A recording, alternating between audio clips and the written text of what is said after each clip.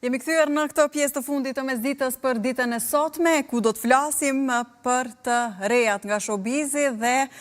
informacionet më të reja realisht që vinë për formatin më të ri që pritet të fillojë së shpejti Big Brother VIP Kosova edicioni i 4. Për këtë në një lidhje të drejt për drejt kemi gazetarin nga Shqipëria, Redion Shtylla. Redion, përshëndetje.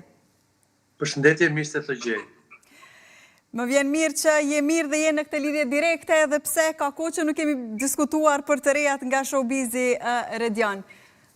Ja, ku jemi sot, besoj që kemi mjaft materiale për të ndarë me publikun. Po, dhe do e nisim me një lajm të mirë që ka qarkulluar në media, një bashkëpunim i mundshëm mes Yll Limanit dhe Rita Orës. Çfarë ka të re, sepse e kemi parë vetëm një postim,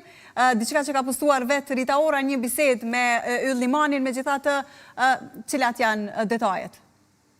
Detaj parë që kuptohet është që Ylli është i ftuar në këtë këngë të Ritës, pra është Rita ajo që ka dashur që të bëjë Yllin pjesë të këngës së saj, pra është një bashkëpunim sidoqoftë që do të arrisë, le të themi, pjesën artistike të Yllit, duke e dërguar në një tjetër step, këtë i kemi parë dhe në këtë,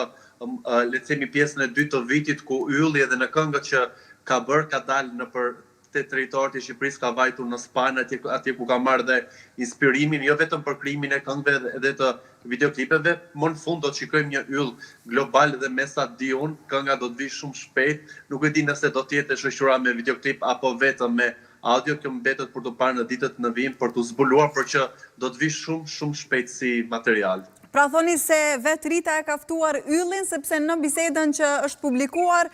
ishte Ylli ai që po e pyeste Ritën për një bashkëpunim. Kompania e Yllit ka ndarë një foto ku thot Rita Ora X Yll Limani, do thot që Rita e ka ftuar Yllin dhe padyshim nuk është besoj ky takimi para apo biseda para që ato kanë ngacmuar, se duket që janë takuar dhe ka pasur një lloj, le të themi, bisedimi të mëhershëm, për tani po e kanë ndarë me publikun, e kemi parë dhe në para disa vitesh ku dhe presidentja ka organizuar një festë ku ka qenë Rita, Ylli, prap njoja aty është e hershme dhe sa mirë që po vinë në një bashkëpunim. Te ka gjasa që ky bashkëpunim e thatë se do të vjen shumë shpejt, megjithatë do të vjen brenda aktiviti? Brenda këtyre ditëve. Brenda këtyre ditëve që nga goxha e shpejt, po besoj që ndoshta krejt në minutat ose në ditët e fundit edhe pas kanë bërë publike këtë bashkëpunim, duke qenë se rënjit i pas ka pasur qysh më herët, apo jo, Redion? Po, pa tjetër, njoja e tyre ka qenë, le të themi, para shumë kohësh, por besoj që tani që janë pjekur të gjitha gjërat dhe ky është një moment shumë i mirë, por Yllin si Ceceka pasi ai ka ezauruar tregun shqipfolës edhe padyshim tani më Yllin duhet ta shikojnë edhe në, le të themi, edhe të huajt edhe i uroj që të ketë një, le të themi, një vazhdimsi të mirë të kësaj karriere që po e nis me Ritën dhe të ketë atë Yllin edhe shkëlqimin që ai ka dhe publiku ndërkombëtar ta njohë më shumë. Po dhe sigurisht besoj që tani edhe fansat e të dyja palëve do të jenë duke kërcyer nga gëzimi për këtë bashkëpunim që shumë mirë që u bë dhe shpresoj që të ketë suksesin e duhur dhe të merituar. Megjithatë, kur kemi bashkëpunime të tilla, në anën tjetër kemi edhe përplasje mes artistëve, siç është edhe përplasja që dëgjuam së fundmi e Elsa Lilës, ku në një nga intervistat po fliste për këngëtaren Albina Kelmendi. Çfarë po ndodh mes tyre, Redion? Duke lexuar dhe komentet e publikut në disa platforma, por edhe në përgjithësi nuk kanë qenë dakord me këtë lloj, le të themi, gjuhë që ka përdorur Elsa Lila, ku akuzon Albinën për vjedhje të çmimit në festivalin e këngës, ku të dyja ishin kokë më kokë se kush do të çonte Shqipërinë në Eurovision, por me votat e publikut sipas Elsës që Albina i ka vjedhur dhe e ka fituar, le të themi, festivalin pa meri, por kjo gjë u kuptua pasi kënga doje që Albina dhe familja e saj Kelmendi e sollën në festival ku dhe fituan fal votave të publikut, kishte një mbështetje masive, por gjua, le të themi, edhe kërcënuese edhe intimiduese, ndoshta Elsa ka gjetur këtë lloj mënyre për të rikthyer në qendër të vëmendjes pasi ishte goxha arrogante në atë intervistë, duke u drejtuar kamerës edhe duke shprehur një lloj, le të themi, indinjate apo mllefin e saj. Është e kuptueshme që në një garë ka vetëm një fitues dhe jo të gjithë mund të bien dakord, por nga ana tjetër Albina nuk ka reaguar përveç se një postimi të djeshëm ku ka qenë një dasëm ku mund të kuptohet se ajo le të themi nuk ka dashur që t'i jap shumë zë të gjitha këtyre deklaratave që Elsa u shpreh që ishte ajo në 2014 kur ishte pjesë e The Voice-it në Top Channel që e bëri të famshme dhe nuk donte që për herë të dytë me një lloj skandali ta bënte të famshme kur e dim që Albina është shumë aktive në muzikë dhe nuk ka nevojë as pak për vëmendje apo edhe për të tilla qasje, por reagimi i vetëm i Albinës ishte që muzika dhe tradicionale le të themi janë ato që e shijojnë më shumë, kjo duke treguar dhe një herë tjetër që ajo fitoi fal votave të publikut. Po. Dhe Redion, të kalojmë pak të prekim edhe Big Brother, duke qenë se më herët ishte aluduar 31 tetori, nuk filloi ka gjasa që të lihet pas zgjedhjeve të balotazhit që janë në fund kësaj jave dhe pastaj të nis ky format i pritur sigurisht nga shikuesit. Pa diskutim që zgjedhjet do të kryhen edhe këtu në Shqipëri pasi kemi në 5 bashki për edhe ju atje. Data tani më se po bëhet shumë si një lloj loje se kush e gjen datën do fitoj, por besoj që në mesin e nëntorit o data 14 që i bie premte nëse nuk do ta thyen le të themi që ta bëjnë të shtunë me datën 15, kjo mbetet për të parë, por duke parë të gjitha lëvizjet i bie që këtë vit do ta thyen atë traditën dhe do të vinë në mes të nëntorit, ndoshta jo më ditë të premte, për ditë të shtunë, ndoshta një lloj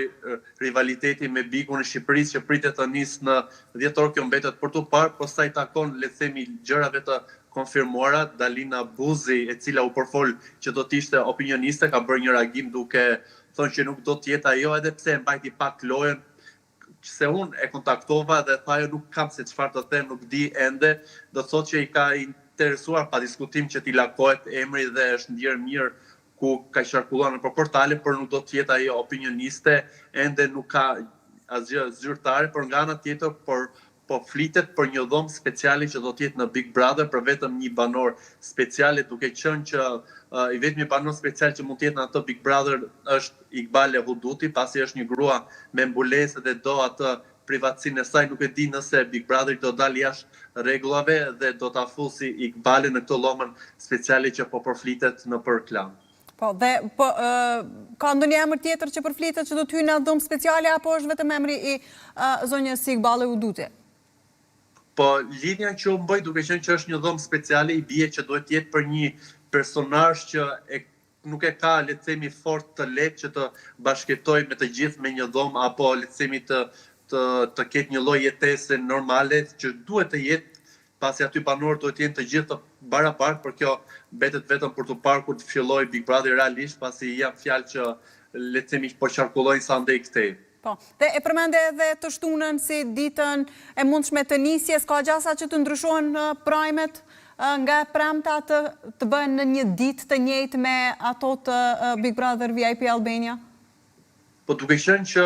ky Big Brother po bëhet shumë misterioze dhe po shtyhet edhe po përflitet për element që nuk i kemi parë më parë, pra për thyrje të një lloji tradite që është ndjekur. Pse jo,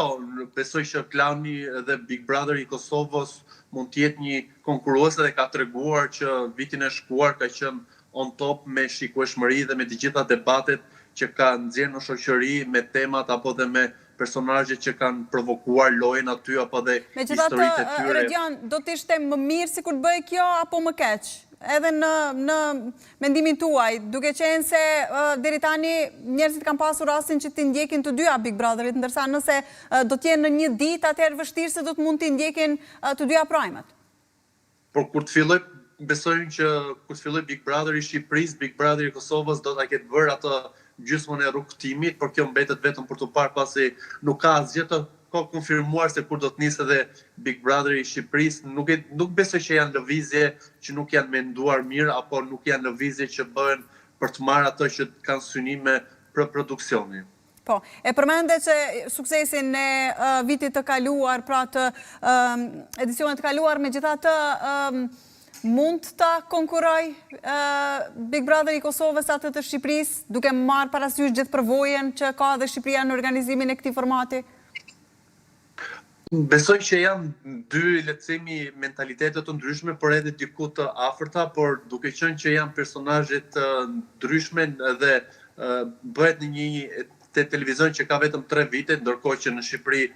janë vitet e shumta ato që kanë kthyer në një lloj eksperience, por duke qenë që një personazh i dal nga shtëpia e Big Brother Kosova, siç ishte gjesti dhe erdhi në Shqipëri dhe ndryshoi komplet lojën, kjo do të thotë që edhe personazhet që janë pjesë e shtëpisë së Big Brotherit në Kosovë kanë potenciale dhe kjo gjë u tregua dhe tregohet çdo ditë të më shumë. Po. Në anën tjetër, Redion, po flitet ende diçka për banorët apo ato emra të cilët kanë dalur edhe ka gjasa mos jenë? Po tani, vetmi personazh që po proteston dhe është kudo në për lajme, po diskutohet për të dhe ka kthyer si një lloj betejë për të qenë pjesa e kësaj shtëpie, është zoti Labinot Rexha, që nga ana tjetër është i pari dhe i vetmi që le të themi nuk e ka kompleksin e të kërkuarit të bëri pjesa e asaj shtëpie, edhe pse unë jam kundër kësaj qasje se thellë ai e vuan këtë moshtesën, duke qenë që në atë shtëpi ka dhe personazhe që nuk ka një kontribut shoqëror, pra që janë personazhe të rinj, të freskët, edhe të marrin ftesa ndërkohë që ti ke vite karrierë edhe kërkon që ti je pjesë i një loje, edhe pse shumë po përflitet që ai ndoshta këtë ka si një lloj strategjie për shkak të problemeve financiare që ka me Borxhlin, pra është shumë kompleks si personazh zoti Rexha dhe nuk e di se sa e mjaftueshme dhe se sa vend ideal është Big Brother, pasi ai ka treguar që unë do të demaskoj të gjithë kolegët që më kanë bullizuar, të gjithë kolegët që më kanë bërë keq, ata kolegë që më kanë futur në akt mort. Për mua Big Brotheri duhet të luhet vetëm brenda asaj shtëpie, sigurisht që jeta jetësore apo ngjarjet e një banori janë të forta për të dhënë mesazhe, por jo ta bësh Big Brotherin tënd si një shtëpinë tënde ku ti të qash hallet apo të kërkosh le të themi një lloj supporti nga audienca, do të ishte shumë vendim i gabuar nëse nuk do ta bëni pjesë duke parë të gjithë zhurmën që ka krijuar zoti Rexha nëpër rrjetet sociale, nëpër emisione me protestën e tij, duke u bërë le të themi një lloj. Dhe pas kësaj proteste Redion ka gjasa që edhe ta marrë këtë ftesë përfundimisht Labi, meqense po e dëshpërimisht po e kërkon. Po tani i doli shpirti, mos e marri, për mua do ishte një blluf edhe i vetë produksioni, duke parë një personazh i tillë që do të shkaktoj shumë polemika, besoj që produksioni këtë kërkon. Një personazh kompleks që të ketë shumë ngjyra edhe që të shkaktoj të gjitha ato që Labi ka bërë dhe ai e ka treguar që nuk ka frikë, që nuk ka le të themi ndroje apo nuk ka siklete të tjera, pra e ka zhveshur të gjithë ato personazhin e tij në sytë e publikut dhe është treguar realist në atë çka i kërkon apo dhe në atë çka i le të themi synon që të arrijë duke marrë me vete edhe ngjarje dhe histori nga jeta e tij. Po, të shohim nëse do t'i plotësohet kjo dëshirë, ndoshta dhe vërtet ka diçka për të dhënë Labi në këto format, meqense me ngulm po e kërkon që të futet. Megjithatë, Redion, kemi edhe pak minuta, të kalojmë edhe tek dy çështje të tjera, është edhe Fifi, e cila ka ardhur me disa këngë të reja, po ashtu edhe është edhe një raport që e kemi folur edhe më herët këtu mes dy ish-banorëve, Lelës dhe të Leos. Çfarë kemi nga këto dyja? Fifi ka ardhur me një EP, padyshim një hona e saj me 5 këngë që i kanë dalë nga shpirti dhe kanë rikthyer atë Fifi që ka bashkuar traditën me emocionin e thellë shpirtëror, 5 këngë ku unë vdes për një nga ato krijimet që Fifi ka bërë, ku kanë ndërthur le të themi instrument të traditës si defin apo klarinetën që jep një klip të shpirtit në atë çka ajo pasqyron, ku ka bërë pjesë edhe situatën e rëndë të zjarve, pra e ka gërshetuar atë këngën Hapsane në një krijim unik, por edhe në të katëra këngët, pra janë 5 këngë që Fifi i ka lançuar ditën e djeshme të shtunën djes, edhe pa diskutim që po pëlqen masivisht, edhe është rikthyer ajo Fifi që këndon me emocion, me shpirt, që ka një lloj drame të bukur në fabulën e këngës, por që